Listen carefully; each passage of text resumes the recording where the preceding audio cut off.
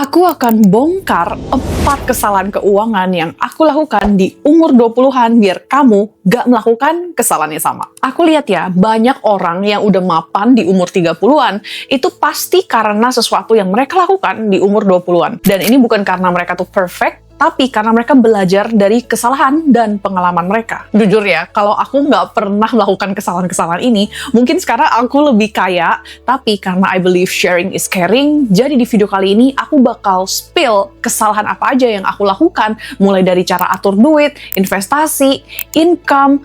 Let's go. Oke, kesalahan yang paling pertama itu adalah bandingkan diri dengan orang lain. Nah, buat kamu yang belum tahu, aku kasih short backstory ya. Jadi aku tuh berhenti kuliah di umur 18 dan aku harus cari kerja. Nah, gajinya di bawah UMR lagi. Karena nggak cukup, jadi aku coba bisnis. Habis itu ternyata dapat partner yang nggak cocok, bisnisnya bubar. Ya sedih nggak? Sedih banget. Jujur aja ya, waktu itu, tiap kali aku buka Instagram, itu tuh isinya foto-foto teman-teman aku yang kuliah di luar negeri, gitu. Nggak cuma itu doang, tapi juga penuh dengan foto-foto orang pamer kekayaan, pamer kesuksesan, flexing lah basically. Dan bahkan banyak dari mereka, itu mereka tuh ujung-ujungnya jualan scam lah, MLM lah, penipuan lah. Ya, which is why aku bilang gitu, kalau kamu terus-menerus bandingkan diri kamu dengan orang lain, kamu nggak cuma bakal jadi orang yang insecure aja, tapi kamu juga bakal jadi mangsa gampang nih buat orang-orang yang mau memanfaatkan kedesperetan kamu untuk kepentingan mereka. Ya, nipu lah atau hal-hal lain. So, honestly, kalau aku bisa bilang ke diriku yang dulu, aku bakal bilang ke dia, kalau step nomor 1 adalah terima keadaan dulu sekarang. Kalau misalnya kamu sandwich generation, ya udah, terima dulu. Kalau kamu harus merintis dari nol, terima dulu. Kamu nggak punya privilege, terima dulu. Oke? Pokoknya kamu terima dulu keadaan kamu. Oke? Biar kamu nggak insecure. Dan kamu nggak gampang terjebak oleh peluang-peluang yang mencurigakan cuman karena kamu pengen cepat kaya. And also, kalau kamu bandingkan dirimu dengan orang lain, kamu pasti kalah. Karena kamu cuma melihat versi terbaik diri dia gitu. Cuman hal-hal yang kelihatan di sosial media atau yang kamu bisa lihat dan pasti orang kasih lihat versi terbaik kan. Meanwhile, kamu tahu semua problem diri kamu, semua kekurangan kamu, semua behind the scene, semua dapur-dapur kamu tahu semua. Jadi mau dibandingkan pun nggak apple to apple gitu loh. Makanya daripada begitu, mendingan setelah kamu menerima keadaan, kamu gunakan waktu kamu untuk fokus ke diri sendiri. Kamu upgrade skill, belajar ilmu baru, coba peluang baru, naikin income, kamu coba banyak hal dan kamu fokus ke dirimu sendiri. Oke, jadi lebih baik daripada kamu yang dulu. Bukan jadiin orang lain sebagai benchmark. Oke, sebelum aku lanjut sharing ke poin-poin berikutnya, kalau kamu suka belajar tentang keuangan pribadi maupun keluarga, jangan lupa untuk like dan subscribe biar kamu nggak ketinggalan video berikutnya. Kesalahan kedua adalah langsung investasi. Kenapa orang bisa tiba-tiba langsung investasi? Nih ya, kalau bisa aku lihat dari kasus-kasus hidup sehari-hari gitu, aku perhatikan banyak anak muda itu yang rasanya pengen cepet sukses, pengen cepet kaya, atau pengen cari duit yang banyak secara secepat mungkin, kayak gitu. Nah, dan ini tuh nggak selalu karena mereka tuh serakah atau super ambis ya, although ada gitu. Tapi kadang-kadang juga karena mereka tuh kepepet keadaan. Misalnya tiba-tiba orang tua kehilangan pekerjaan, dan mereka tuh panik, dan mereka rasa, wah, gue kayaknya harus nanggung biaya hidup orang tua nih. Apa yang gue harus lakukan? Kayak gitu. Dan mereka jadinya panik, dan mereka pikir gimana caranya untuk dapet duit cepet. Dan let me tell you this, semua keputusan yang aku buat saat aku lagi desperate butuh duit cepet adalah keputusan yang ujung-ujungnya aku nyesel. Contohnya gini deh, berapa kali kamu dengar orang-orang yang desperate, habis itu dia ngomong, gue butuh duit cepet nih, investasi apa yang bisa cuan gede dalam waktu singkat. Habis itu, contoh aja misalnya dia beli kripto gitu ya, terus belinya tuh token-token gak jelas, cuman modal ikut-ikutan doang, padahal dia nggak ngerti. Habis itu dia hajar all in di sana, masukin semua tabungannya, habis itu terjun, tabungannya habis. Pokoknya ya, rasa pengen cepet kaya, itu tuh bahaya banget dalam membangun keuangan. Kenapa? Karena itu bikin kamu tergoda untuk skip langkah-langkah yang sebenarnya penting, tapi memang nggak kelihatan menghasilkan dalam waktu dekat, seperti membangun fondasi keuangan, dana darurat, dan seperti itu, biar kamu bisa langsung skip ke hal-hal yang kelihatannya menjanjikan kayak gitu.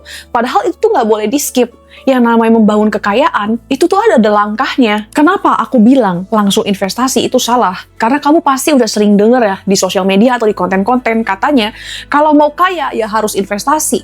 Nah itu sebenarnya nggak salah. Tapi kalau kamu mau investasi, ada langkahnya dulu nih yang kamu harus lakukan. Investasi itu bukan step one, itu tuh step terakhir. Oke, nah apa yang kamu harus lakukan sebelum kamu siap untuk investasi? Pertama, kamu harus punya cash flow surplus.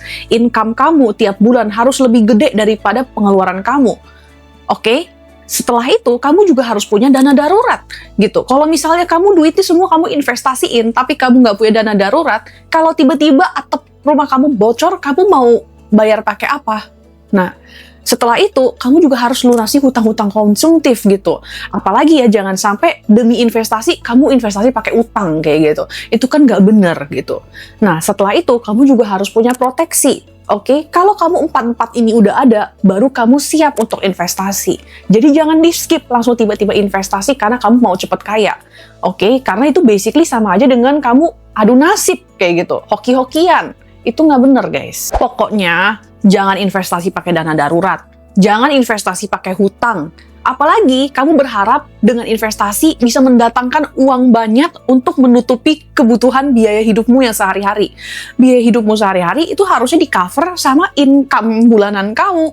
Oke, jangan kebalik gitu. Jangan sampai kamu berharap dari return investasi bisa menolong kamu secara financial gitu. Karena tujuan investasi adalah biar uang kamu makin berkembang. Kamu harus ada modalnya dulu, baru bisa dikembangin. Kalau kamu sekarang masih di nol gitu, ya sorry to say nih, realistisnya bukan kamu investasi, bukan kamu nyari investasi apa yang paling cuan, tapi kamu naikin income. Dan ini berhubungan ke kesalahan berikutnya, yaitu tidak naikin income. Oke, dulu kan aku kerja gajinya di bawah UMR kan. Tahu nggak, aku betah berapa lama kerja di tempat itu dan nggak pernah mikirin untuk naikin income. 2 tahun, guys. Waktu itu yang aku bisa mikirin adalah, oke, gaji aku di bawah UMR, berarti aku harus hidup sehemat mungkin gitu. Nggak ada yang ngajarin aku, kalau misalnya income pas-pasan, kita harus mikir, cari cara gimana caranya untuk naikin income. Bukan berarti langsung dari UMR langsung tiba-tiba jadi 100 juta.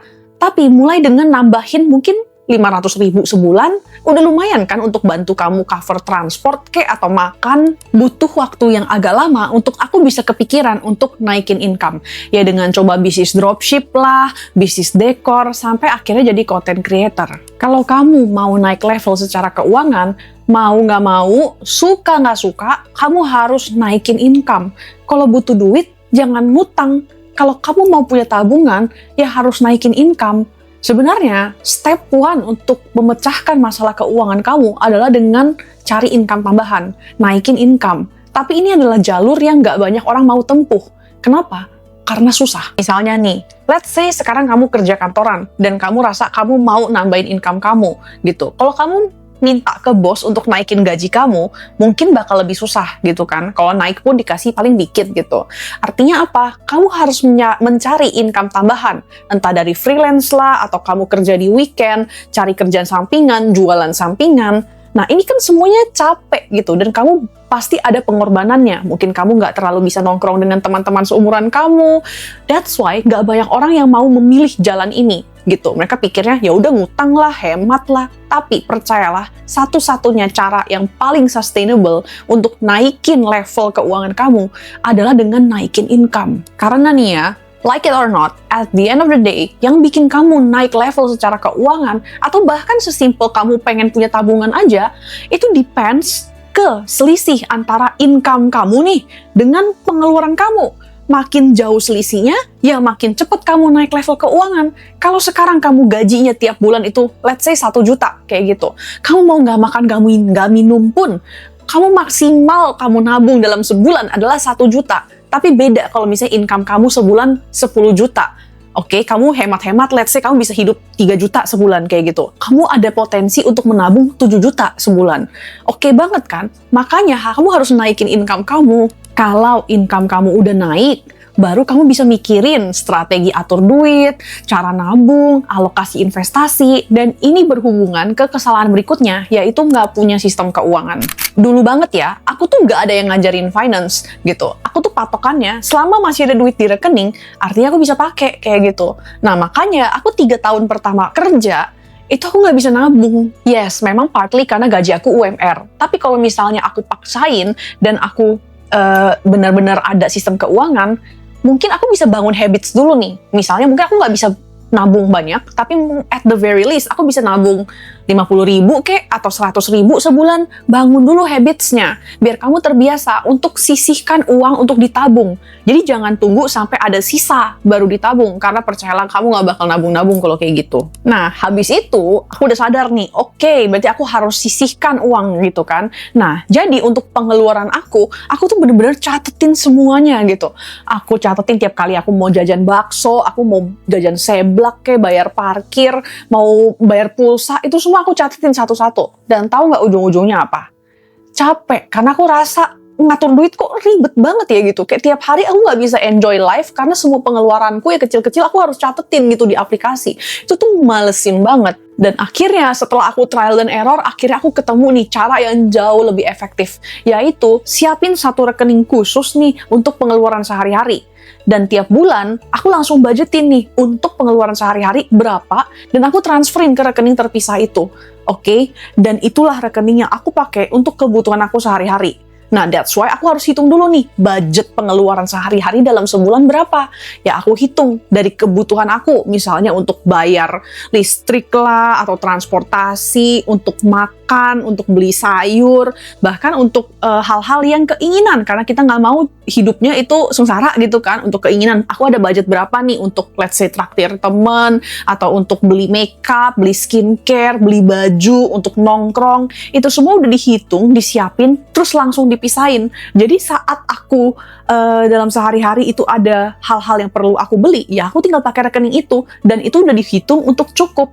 Yang penting kamu tidak hedon-hedon segila-gilanya aja. Jadi ya untuk budget yang udah aku pisahin itu, aku bakal anggap itu sebagai pengeluaran, regardless of aku habisin atau masih ada sisa, kayak gitu. Nah, menurut aku sih itu lebih enak gitu ya, jadi atur duit itu nggak ribet, aku bisa hidup lebih tenang, aku lebih ada waktu untuk ya cari duit, untuk kerja gitu, instead of ngatur-ngatur atau catetin pengeluaran-pengeluaran kecil kayak gitu. Nah, menurut aku sih seperti itu. Nah, setuju nggak? Jujur ya, di era sekarang, kalau kamu mau hidup tenang, kamu tuh harus ngerti keuangan, pajak, dan legal. Dan ini bukan cuma soal teori doang, tapi juga cara prakteknya dalam kehidupan kita sehari-hari. Sayangnya, nggak banyak yang bahas ini, makanya aku kerjasama dengan Ko Vincent Lianto, seorang kuasa hukum perpajakan, untuk bikin kelas Personal and Family Finance Masterclass. Di kelas ini, kamu akan belajar mindset dan sistem keuangan pribadi, cara bangun sistem keuangan untuk pribadi maupun keluarga yang anti bocor, terus juga bakal bahas pajak dan legalitas dalam keluarga, terus cara bikin fondasi keuangan long-term wealth, dan cara komunikasi keuangan dengan keluarga atau pasangan tanpa ribut. Totalnya tuh ada 29 lebih video, total durasinya 8 jam, plus ada bonus workbook, dan ebook Money Talks for Couples, biar kamu bisa siapin family money meeting, atau bisa berbicara soal keuangan dengan pasangan atau keluarga kamu. Pokoknya biar bikin praktek ilmu keuangan itu segampang mungkin buat kamu. Jadi kalau kamu mau serius glow up keuangan dan bangun keluarga dengan keuangan yang sehat, bisa ikutan kelasnya, langsung cek link di description, karena believe me, it's going to change your life. Kalau kamu udah nonton sampai sini, congrats, karena kamu udah dapet pengalaman dan kesalahan aku selama atur duit 9 tahun berkarir kayak gitu. Oke, tapi itu kan baru pengalaman aku. What about spending? Tahu nggak, ada 9 hal yang aku bener-bener ogah banget untuk spend, karena menurut aku tuh nggak worth it dan cuman buang-buang duit. Jadi kalau kamu nggak mau duit kamu habis, pastikan kamu nonton videoku yang ini, biar kamu tahu apa aja yang menurut aku adalah nggak worth it dan itu ujung-ujungnya cuma buang-buang duit. Oke, thanks for watching, dan sampai jumpa lagi di videoku yang ini.